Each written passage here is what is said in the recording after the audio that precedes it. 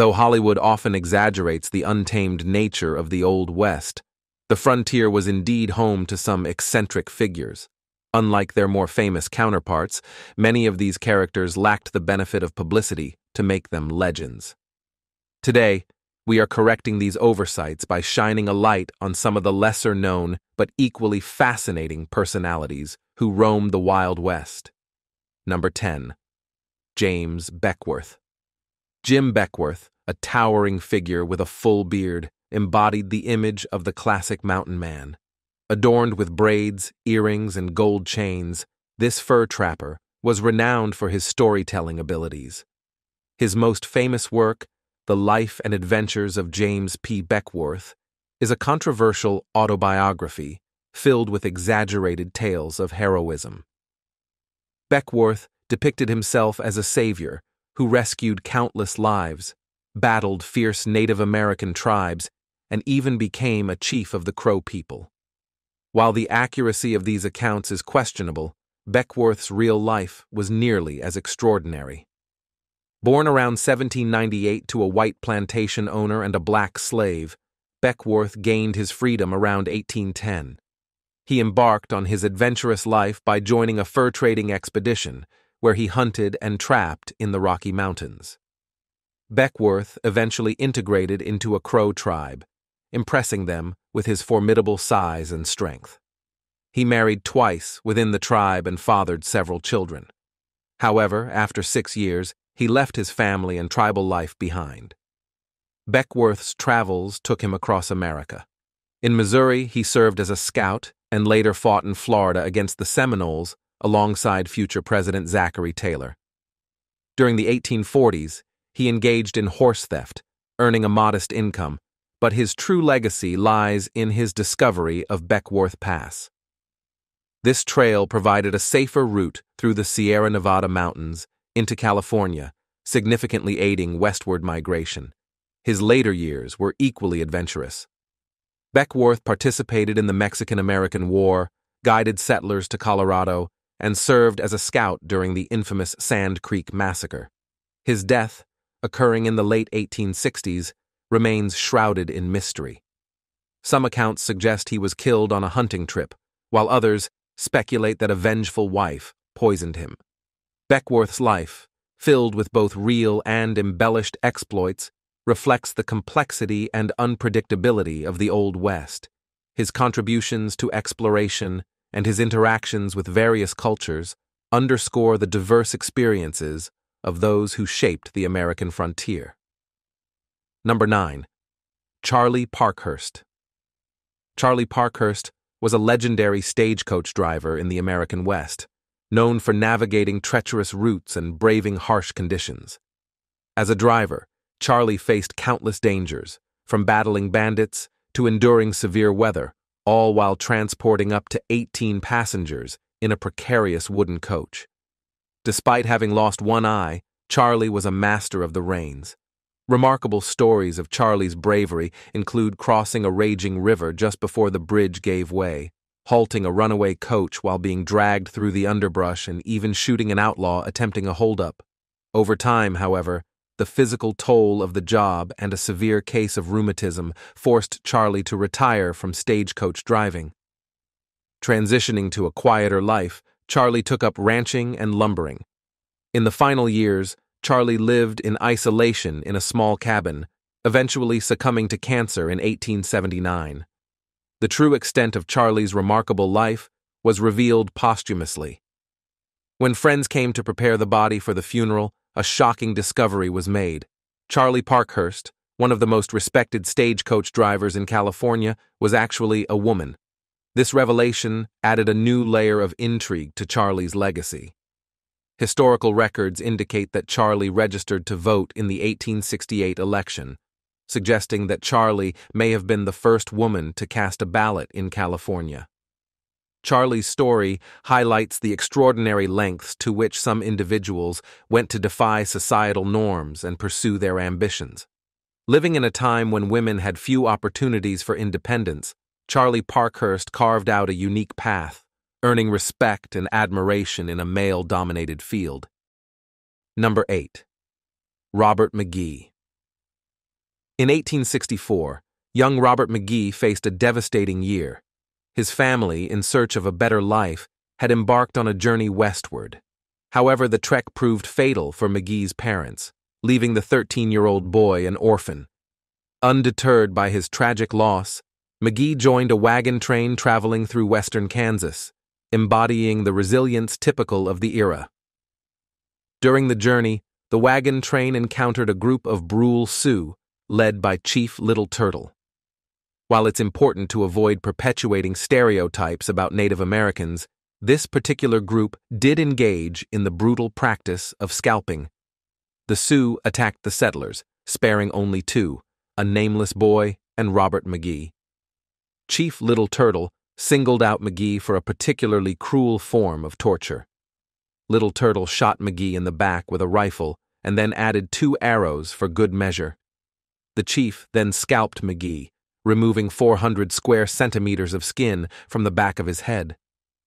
After taking his grisly trophy, the other Sioux members continued to stab McGee with knives and spears. Remarkably, McGee remained conscious throughout the ordeal. Amazingly, Robert McGee survived this horrific attack. He was discovered by a group of cavalrymen who transported him and the other child to a nearby fort. Unfortunately, the other child succumbed to his injuries, but McGee lived on. By 1890, he recounted his harrowing experience to a reporter, even posing for a photograph that showed the extensive scars on his head. McGee's survival is a testament to his extraordinary resilience and the harsh realities of life on the frontier. His story also reflects the violent conflicts between Native Americans and settlers during westward expansion. While McGee's experience was undeniably brutal, it is crucial to recognize the broader context of these encounters, which were often driven by the encroachment of settlers on native lands and the resulting struggles for survival and autonomy. Number 7. Alice Tubbs. In the 1800s, poker was predominantly viewed as a man's game, that is, until Alice Tubbs came onto the scene. Born as Alice Ivers in Sudbury, England, she moved to America with her family in 1865 and attended a boarding school for young ladies. After relocating west, Alice quickly made a name for herself, outplaying any cowboy foolish enough to challenge her at the card table. Some believe she learned her skills from her father, while others attribute her prowess to observing her gambler husband, Frank Dunning. Regardless of how she learned, Alice earned the moniker Poker Alice and won an estimated $250,000 over her lifetime through her exceptional card-playing abilities. Following the death of her first husband, Alice traveled extensively, playing in major western towns and establishing her reputation as a formidable poker player. She even ran a table in a saloon owned by Bob Ford, the infamous man who killed Jesse James, and witnessed Ford's own demise. Alice was known for her stylish attire, wearing the finest dresses to distract her male opponents. An expert card counter, she regularly smoked cigars and was famous for her catchphrase, "Praise the Lord and place your bets, and I'll take your money with no regrets." Despite her unconventional lifestyle, Alice was regarded as a proper lady, frequently quoting scripture and refraining from playing cards on Sundays. After marrying Warren Tubbs, Alice initially retired to a domestic life, raising children and farming chickens. However, following Warren's death in 1910, she returned to the poker tables, proving that age had not diminished her skill. Demonstrating her resilience, Alice pawned her wedding ring to cover Warren's funeral expenses, but soon won enough money to reclaim it. Alice's life continued to be eventful. She married for a third time and opened a casino near Fort Meade, South Dakota. Before her death in 1930, Alice faced numerous legal issues. She was arrested for running a brothel, killed a man who misbehaved, openly defied prohibition laws, and even received a gubernatorial pardon at the age of 75. Her story highlights the changing social dynamics of the American West, where a woman could rise to prominence through sheer talent and determination. Alice's ability to navigate the complex landscape of frontier society balancing her reputation as both a devout Christian and a fearless gambler, underscores the multifaceted roles women played in shaping the history of the West. Her legacy remains a fascinating chapter in American history, illustrating the diverse and often surprising ways individuals forged their paths in an era of rapid change and opportunity. Number 6. Porter Rockwell. Known as the Destroying Angel, Orrin Porter Rockwell was reputed to have killed up to 100 men, though the actual number is likely lower. Born in Massachusetts, Rockwell moved to Missouri, where he became one of the first Mormon converts and served as a personal bodyguard to the church's founder, Joseph Smith. A fervent defender of his faith, Rockwell's reputation for violence was well earned. When Missouri's Governor Lilburn Boggs issued an extermination order against Mormons, Rockwell allegedly attempted to assassinate him, an act framed as divine retribution. Imprisoned for this attempt, Rockwell spent a year behind bars before being released. He then fled to Nauvoo, Illinois, where Joseph Smith bestowed a biblical blessing upon him, promising invincibility as long as he did not cut his hair. Emulating the biblical figure Samson, Rockwell adhered to this vow, with the exception of one instance when he fashioned a wig for a woman who had lost her hair, demonstrating a rare moment of compassion. Despite this softer side, Rockwell remained a formidable enforcer. Following Joseph Smith's arrest and subsequent assassination in 1844, Rockwell sought vengeance by killing Frank Worrell, the militiaman tasked with guarding Smith. When Brigham Young led the Mormon migration to Salt Lake City, Rockwell was appointed town marshal, further solidifying his role as the church's protector. In 1857, tensions escalated when President James Buchanan attempted to replace Brigham Young with a non-Mormon governor. Young, angered by this move, directed Rockwell to harass the incoming federal troops. Rockwell complied, killing 2 men who were supplying the troops. Despite his violent actions, it took 20 years for Rockwell to face any charges. By then, his reputation was firmly established, and he died peacefully in his bed as an old man. Orrin Porter Rockwell's life is emblematic of the turbulent and often violent clashes between the Mormon community and the broader American society during the 19th century. His unwavering loyalty and ruthless methods of defending his faith made him both a hero and a villain, depending on one's perspective. Rockwell's story underscores the complex interplay of religion, law, and violence on the American frontier, highlighting how individual destinies were shaped by the larger forces of religious conflict and westward expansion. Number 5. Tom Smith. Many envision the Old West as a chaotic era with unrestrained gun use, but towns like Abilene, Kansas, enforced stringent firearm regulations. Marshal Tom Smith was the man responsible for upholding these laws. According to legend, Smith had once been involved in the accidental death of a teenager, prompting him to resign his position and move westward.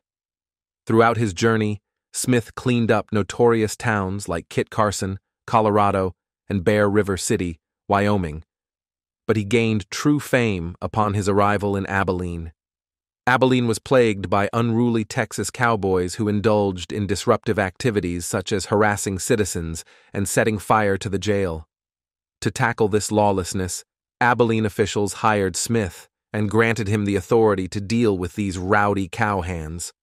Mounted on his horse, Silverheels, Smith enforced the town's unpopular law prohibiting firearms within city limits. This regulation angered many, leading to confrontations where burly cowboys challenged Smith to take their guns. Smith, however, was more than capable of handling these situations, often knocking out the armed troublemakers with his fists. Despite his physical strength and boxing skills, Smith encountered situations where brute force alone was insufficient.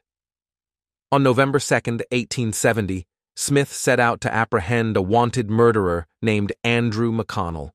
Upon arriving at McConnell's residence, Smith was shot in the chest by the suspect.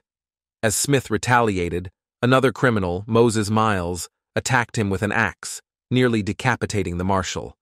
Both assailants were eventually captured and imprisoned, but Smith's death left Abilene without a lawman.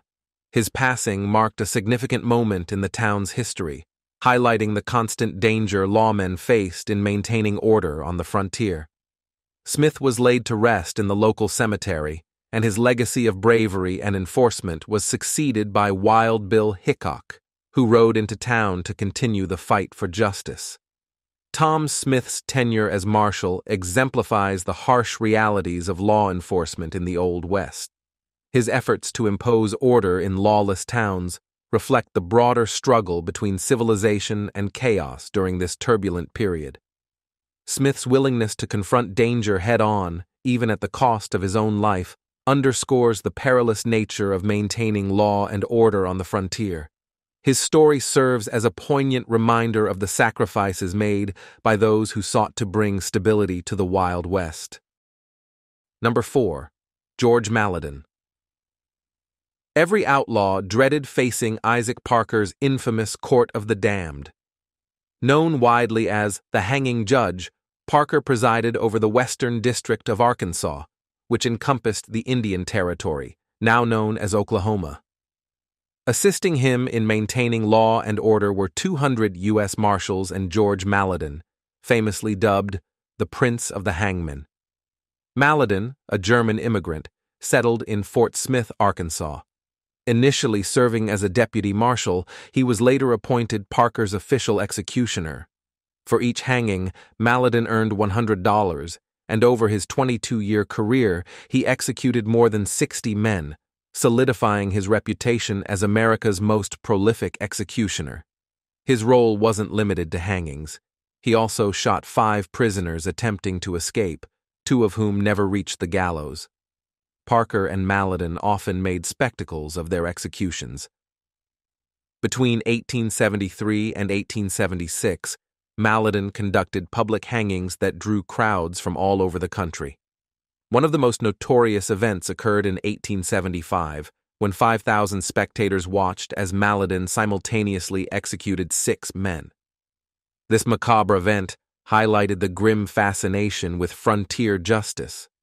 In 1878, the practice of public executions was deemed inappropriate, leading to the construction of a wall around the gallows to shield the proceedings from public view. Nonetheless, Malladin continued his duties until 1894, with only one exception in his career. He refused to hang a man who had been a friend.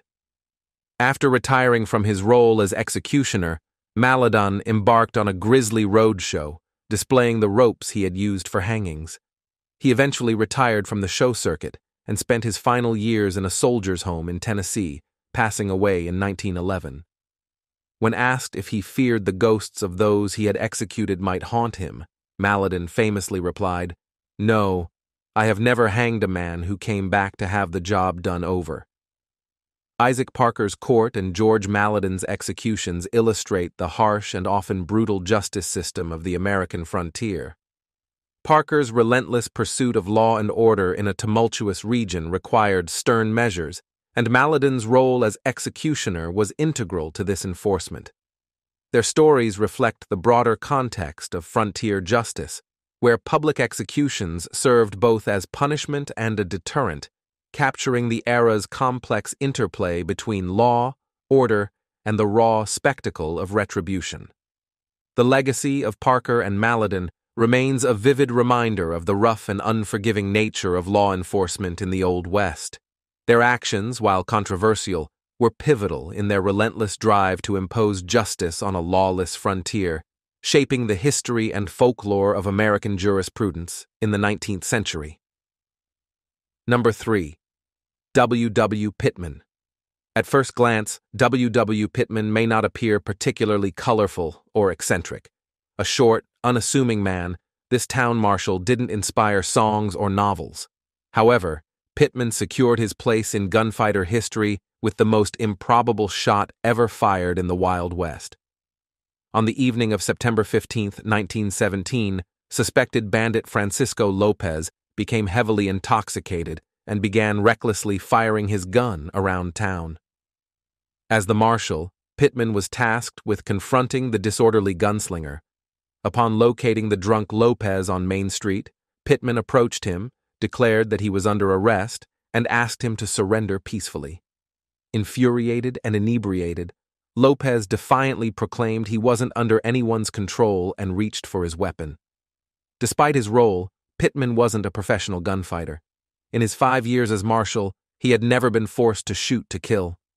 Conversely, Lopez was as quick as lightning, firing 2 wild shots before Pittman could react. Then, at that precise moment, both men fired their weapons simultaneously. Lopez screamed and dropped his gun. Astonishingly, Pittman's bullet had traveled up the barrel of Lopez's gun, colliding with Lopez's bullet and creating a noticeable bulge where the hot lead had met. This miraculous and nearly impossible shot secured Pittman a unique place in Wild West folklore. In 1932, Pittman entered his incredible story in a Ripley's Believe It or Not contest and won an all-expenses-paid trip to Cuba as a reward. The legendary gun that fired this extraordinary shot is now displayed at Ripley's Auditorium in Williamsburg, Virginia.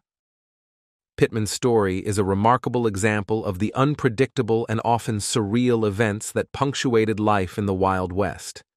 His unprecedented shot, which could be considered a one-in-a-million occurrence, highlights the sheer unpredictability and danger lawmen faced during this era. This single moment of extraordinary marksmanship turned an otherwise quiet and unremarkable marshal into a legendary figure. The broader context of Pittman's life as a marshal during the early 20th century, a period often overlooked in Wild West history, adds depth to his story. While the frontier was largely tamed by this time, pockets of danger and lawlessness persisted, requiring steadfast and courageous individuals like Pittman to maintain order. Number 2. Ned Christie. Legend has it that Ned Christie possessed the mystical ability to transform into an owl or hog to evade his enemies, a skill that would have served him well given his numerous adversaries. For 5 tumultuous years, this imposing figure engaged in a relentless battle with the finest lawmen of the Indian Territory, consistently outmaneuvering or outrunning his pursuers. Ned's life as a fugitive began in 1887, following the fatal shooting of Deputy U.S. Marshal Dan Maples. Despite being implicated in the crime, Ned, a member of the Cherokee National Council, was conducting tribal business in town at the time of the incident. Refusing to surrender when identified as a suspect, Ned retreated to his home, where he and his supporters defiantly resisted successive attempts by law enforcement to apprehend him, even confronting the legendary Bass Reeves. With his cabin eventually besieged and set ablaze in 1889, Ned sustained severe injuries, including the loss of vision in one eye. Undeterred, he sought refuge in the rugged hills, where he constructed his impregnable fortress known as the Cherokee Castle. Strategically positioned atop a cliff and fortified with heavy wooden walls filled with sand, the castle was further protected by natural rock formations. For 3 years, Ned defended his stronghold against repeated assaults, culminating in a determined effort by Deputy Marshal Peyton Tolbert and his men. Armed with explosives and an army cannon, the lawmen unleashed a relentless barrage of cannonballs and bullets before storming the fortress with improvised shields and dynamite.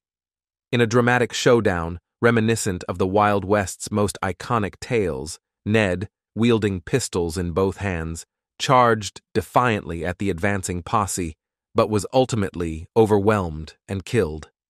His lifeless body was transported to Fort Smith, where it became a spectacle for curious onlookers, even being displayed for photographs at the courthouse. However, in a twist of fate, a witness came forward in the early 1900s, offering testimony that cast doubt on Ned's guilt in the killing of Deputy Marshal Maples. This revelation suggested that Ned Christie may have been unjustly portrayed as an outlaw, adding a layer of complexity to his legacy and raising questions about the true nature of his demise. Ned Christie's story epitomizes the tumultuous and often tragic conflicts that characterized the American frontier.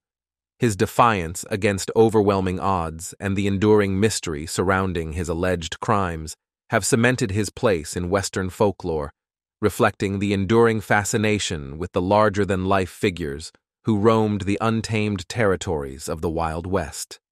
Number 1. Mary Fields. Born into slavery in the 1830s, Stagecoach Mary's journey to freedom was paved by the actions of a notable president adorned with a top hat. Her liberation came about through a serendipitous encounter with Mother Amadeus, a nun residing at the Ursuline Convent in Toledo, Ohio. Under Mother Amadeus's guidance, Mary found employment hauling freight for the mission, a task that would soon make her a legend of the Wild West. Legend has it that during one perilous journey, Mary's horse was startled by a pack of wolves, causing her wagon to overturn. Undeterred by the nocturnal predators, Mary reportedly spent the night vigilantly guarding her cargo with a pistol, fending off the encroaching beasts. Despite her exemplary service, Mary's ascent to the position of foreman at the convent was met with resistance from her white male counterparts. A confrontation ensued, during which Mary, unyielding in her defense, brandished her firearm, forcing her detractors to retreat. While no injuries were sustained, the incident prompted the bishop to request Mary's departure from the mission.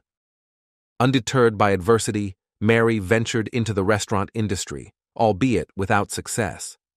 However, her resilient spirit led her to apply for a position as a male coach driver. Demonstrating unparalleled skill in hitching a team, Mary secured the role, becoming the second woman and the first African American to work for the post office, despite being around 60 years old at the time. For 8 years, Mary dutifully traversed her mail route, delivering correspondence with unmatched efficiency and reliability. Her dedication earned her widespread admiration and respect within the community. Even in her advancing years, Mary's indomitable spirit remained undimmed, as evidenced by an incident where she administered a swift punch to a delinquent customer who refused to settle his cleaning bill. Mary's reputation transcended her role as a mail carrier, endearing her to the townsfolk as a beloved hero and the unofficial mascot of the local baseball team. When tragedy struck and her laundry business succumbed to fire in 1912, the community rallied together to rebuild her establishment, a testament to the enduring legacy of Stagecoach Mary. As we conclude our exploration of these 10 crazy characters from the Wild West, it's clear that the American frontier was a place teeming with larger-than-life personalities and jaw-dropping tales of adventure, defiance, and resilience. But the legend of the Wild West lives on, captivating new generations with its timeless allure and endless fascination. So, if you're hungry for more tales of frontier lore and Wild West wonders, be sure to subscribe to our channel for regular updates on all things Western. Stay tuned, partners, and keep the spirit of the Wild West alive.